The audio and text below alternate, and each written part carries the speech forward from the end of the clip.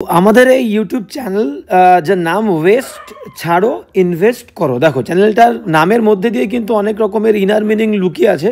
তো তোমাকে বলছে যে ওয়েস্ট ছাড়তে হবে এবং কি করতে হবে, ইনভেস্ট করতে হবে। তো বিষয়টা কি, দেখো আমরা যে পয়সাগুলো আমাদের কাছে থাকে, কিছু কিছু পয়সা দেখবে আমরা বাজে খরচা করি, ওয়েস্ট করে দিই, নেশা করে, নানান রকমের বাজে খরচা করে। তো সেই সমস্ত ওয়েস্ট করা পয়সাগুলোকে আমাদের কি করতে হবে, জমিয়ে রাখতে হবে। ওয়েস্ট করলে চলবে না, এবং সেই ওয়েস্ট করা পয়সাগুলোকে আমাদের কি করতে হবে, ইনভেস্ট করতে হবে। আমাদেরই কিন্তু একটা বেটার ফিউচারের জন্য আমাদেরকে ইনভেস্ট করতে হবে। তো এই শেয়ার মার্কেট রিলেটেড সমস্ত রকমের ইনফরমেশান কিন্তু আমরা এই ইউটিউব চ্যানেলে পাবো, একদম রেগুলার আপডেট। এরকম বিষয় নয় যে আমি এক সপ্তাহ পর, 4 দিন পর, 2 সপ্তাহ পর, 1 মাস পর তোমাদেরকে কোনো বিষয় আপডেট দেবো, এমনটা নয়। রেগুলার একদম যে সমস্ত ইনসিডেন্টসগুলো ঘটছে, নিউজ আসছে, সেটা ইন্ডিভিজুয়াল স্টক হোক বা ফরেন কোনো ইন্টারন্যাশনাল অ্যাফেয়ার হোক, সমস্ত রকম বিষয় কিন্তু আমরা এই চ্যানেলে রেগুলার আপডেট দেবো। তাই সবাইকে বলবো, চ্যানেল তোমরা আসো, সাবস্ক্রাইব করো, এবং ভালো লাগলে কিন্তু অবশ্যই কমেন্ট করবে এবং বন্ধুদের সঙ্গে শেয়ার করবে। তো চলো আজকের ভিডিওটাও কিন্তু আমরা শুরু করে দেবো। তো কি বলছে দেখো, আজকের এই সেশনে, এই লেকচারে আমরা দেখব যে এই যে মার্কেটে এখন যে অবস্থা চলছে, ঠিক আছে, একটা ক্র্যাশ চলে এসছে, বুঝতে পেরেছো?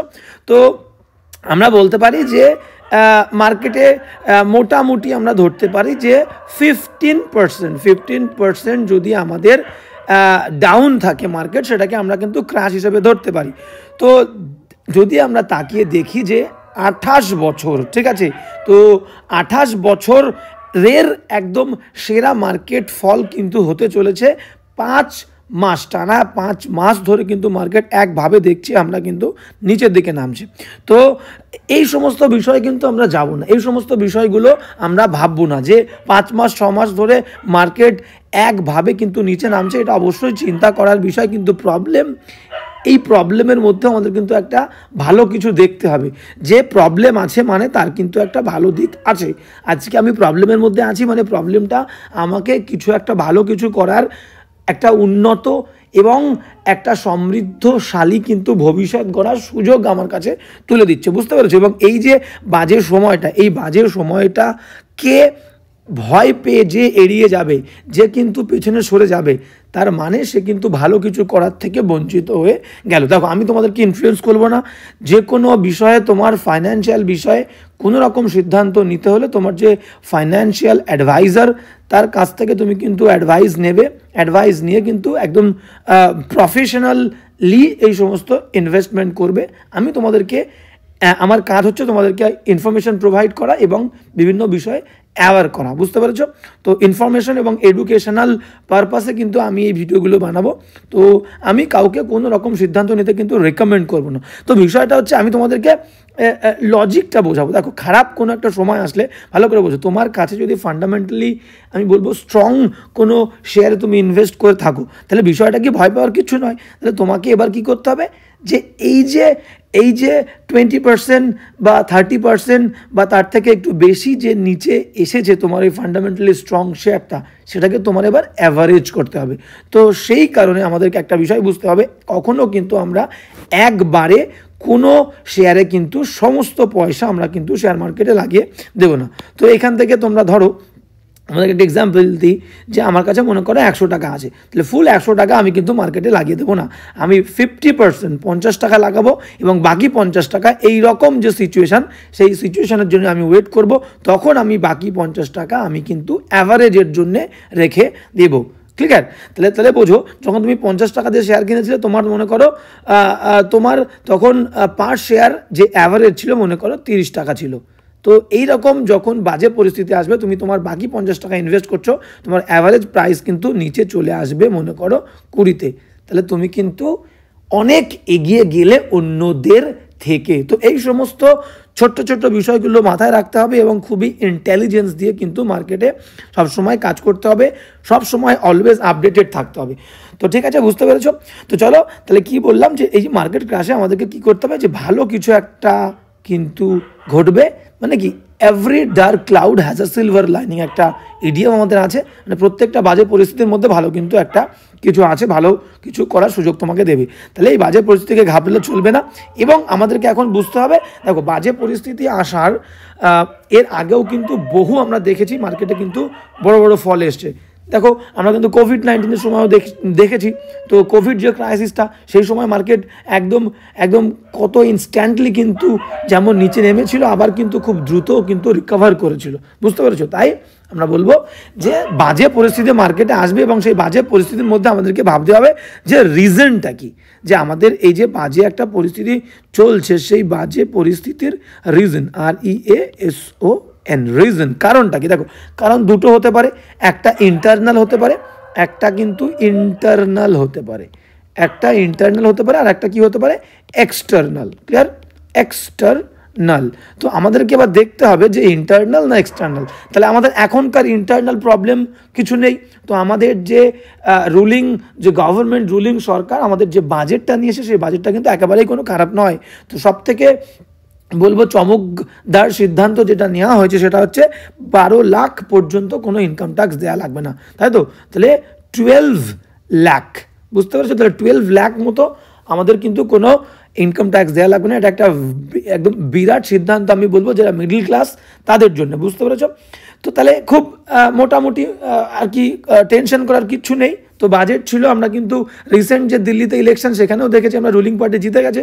তো সেই কারণে মার্কেটে কিন্তু কোনো ইফেক্ট পড়ার কথা নয়। এইবার বিষয়টা তাহলে ইন্টারনালি সমস্ত কিছু ঠিকঠাক আছে, তাহলে কেন হলো এত বড় একটা ফল কেন হচ্ছে? বিষয়টা হচ্ছে এই যে এই ব্যক্তিটি ডোনাল্ড ট্রাম্প। তো এবার আমি বলবো ডোনাল্ড ট্রাম্পের কারণে কেন তিনি রেসিপ্রোকাল ট্যাক্স নামে একটা, রেসিপ্রোকাল ট্যারিফ নামে একটা ট্যাক্স বসিয়েছেন। তো বিষয়টা কি? বিষয়টা দেখো, বিষয়টা হচ্ছে এখানে যখন ইউএসএ, তো ইউএসএতে কিন্তু একটা বিশাল বড় মার্কেট, প্রত্যেকটা দেশের মধ্যে একটা দেখবে বাণিজ্যিক সম্পর্ক থাকে। তো ইউএসএতে কি আমরা প্রত্যেকটা দেশেই কিন্তু অন্য দেশের প্রোডাক্ট আসে ব্যবসা করার জন্য, ঠিক আছে? কোম্পানি আসে প্রত্যেকটা দেশের। তো বিষয়টা হচ্ছে ইউএসএতে যে সমস্ত বৈদেশিক কোম্পানিগুলো আর কি ব্যবসা করতে যায়, ইউএসএ কী করে সেই সমস্ত কোম্পানিগুলোর ওপরে, অন্য দেশের কোম্পানিগুলোর ওপরে ট্যাক্স কম নেয়, ট্যাক্স, ঠিক আছে? তো বাণিজ্যিক যে ট্যাক্স তাকে ট্যারিফ বলে, ট্যারিফ, তো সেটা কম নিত এতদিন পর্যন্ত।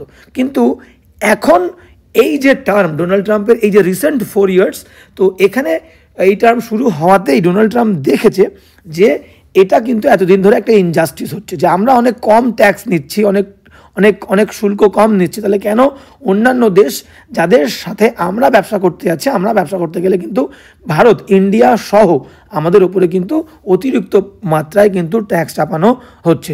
তো এই ইনজাস্টিসকে থামানোর জন্য ডোনাল্ড ট্রাম্প কিন্তু একটা সিদ্ধান্ত নিয়েছে যে রেসিপ্রোকাল ট্যারিফ। তার মানে হচ্ছে তুমি যদি আমার দেশে আসো তাহলে তাহলে কি হবে বিষয়টা, মানে আমার প্রোডাক্ট যখন আমি তোমার দেশে বেচতে যাব, তুমি যদি আমার উপরে 20% ট্যাক্স বসাও, তাহলে তোমার প্রোডাক্টও যখন আমার দেশে আসবে আমিও কি করব, 20% ট্যাক্স বসাবো, মানে ইকুয়াল হবে।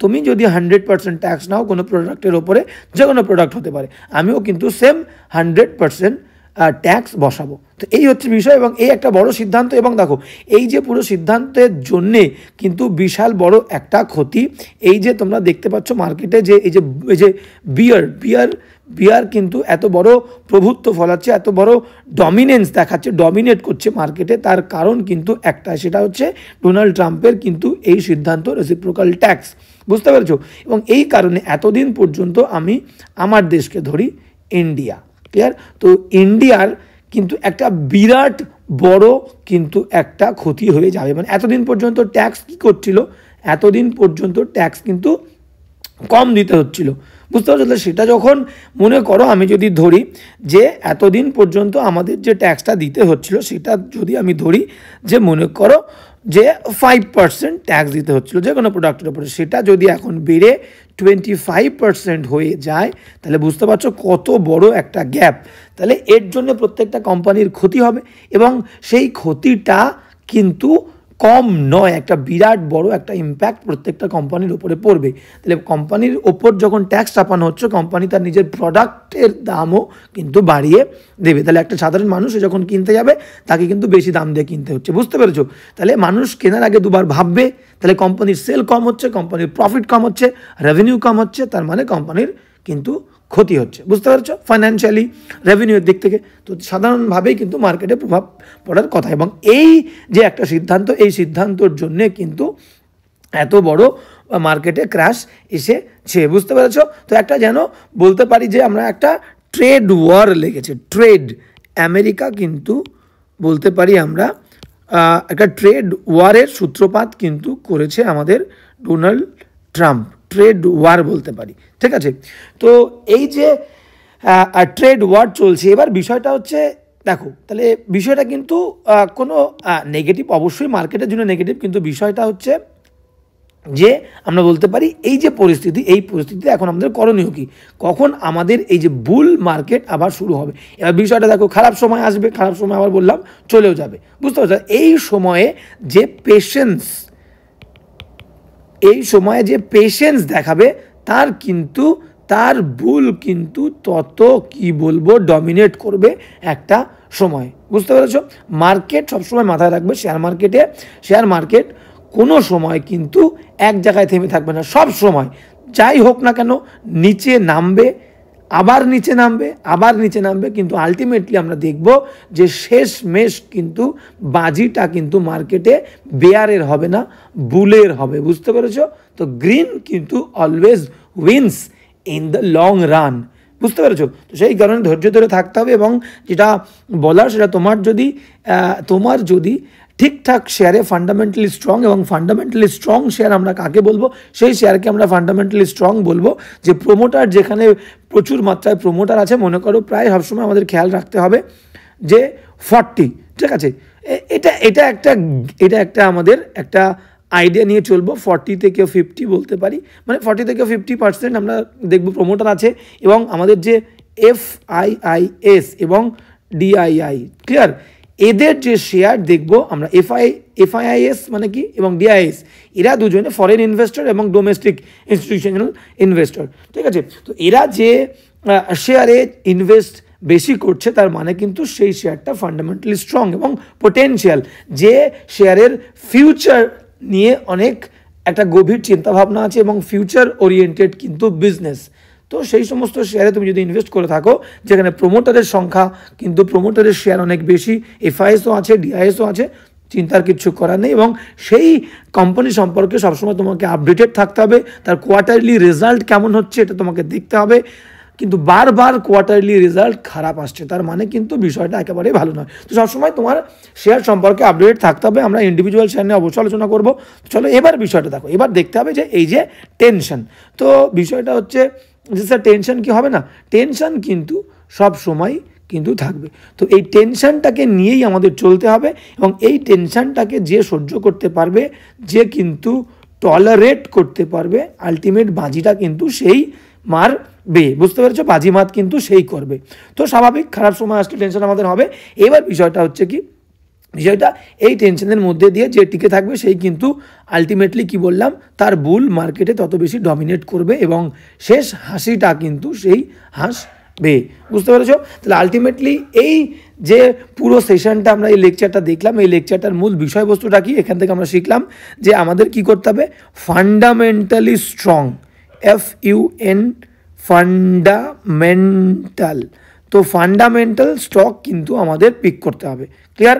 এবার সেখান থেকে আমাদের প্রোমোটার, আমরা ফান্ডামেন্টাল দেখব কি করে, প্রোমোটার আছে আমাদের ঠিকঠাক, আমাদের FIIS, ক্লিয়ার, FIIS ঠিকঠাক আছে, DIS, FIS, DIS সবাই কিন্তু ঠিকঠাক আছে, ওকে। তো DIIS, তো এই সমস্ত বিষয়গুলো, এবং সেই কোম্পানির যে কোয়ার্টারলি রেজাল্ট, ঠিক আছে, তো যে কোয়ার্টারলি রেজাল্ট সেটা কিন্তু আমাদেরকে অনবরত দেখতে হবে, ঠিক আছে। তো কোনো সমস্যা আছে কিনা, কোনো ইন্টারনাল কোনো প্রবলেম আছে কিনা কোম্পানির, যাওয়ার সময় আপডেটেড থাকতে হবে, এবং সমস্ত আপডেট আমি তোমাদের বলছি, সমস্ত রকম আপডেট তোমাদের কাছে সবার আগে এবং রেগুলারলি দেওয়ার দায়িত্ব আমি নিলাম। তো তাই বলবো রেগুলারলি চ্যানেলটাকে ফলো করো, কোনো জায়গায় কোনো রকমের প্রবলেম হলে অবশ্যই তোমরা আমাকে জানাবে, এবং সবার আগে সমস্ত রকমের আপডেট দিয়ে দেবো। তো সবাইকে আবারও বলবো, ঘাবড়ানোর কিছু বিষয় নেই, এবং আমি কিন্তু কাউকে রেকমেন্ড করছি না, কোনো ইনফ্লুয়েন্স করছি না, আমি শুধুমাত্র এডুকেশনাল পারপাস এবং ইনফরমেশন পারপাস কিন্তু ভিডিওগুলো বানাবো।